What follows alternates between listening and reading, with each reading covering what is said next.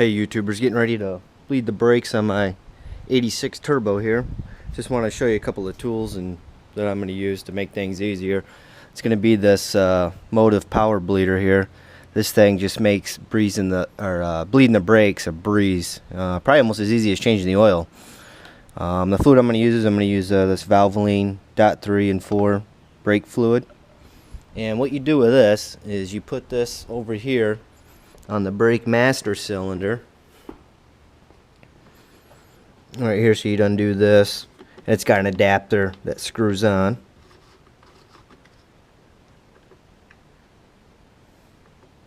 and right over here is the adapter.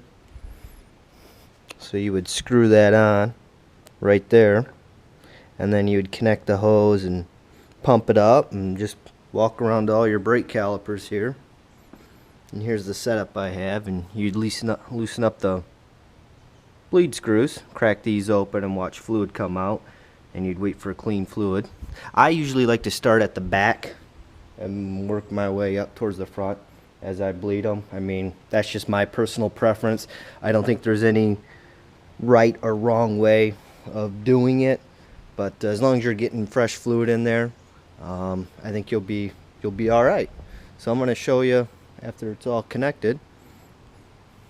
So I'll be back in a minute. Hey YouTubers, just wanted to show you the motive power bleeder setup that I've got going here now that everything's connected.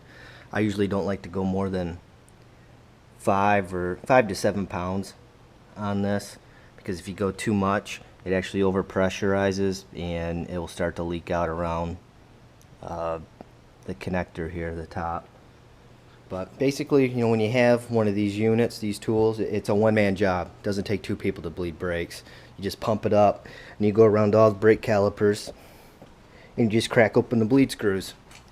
For this demonstration, I'm not going to have the hose hooked up so you can actually see the fluid come out a little easier. But all you do is just crack it open. As you can see the fluid starting to come out. What you're looking for is you want to wait for it to come out nice and clear.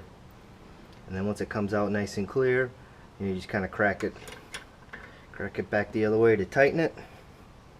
Just one thing I want to mention is brake fluid is very, very powerful stuff, so it does not react well to like painted surfaces.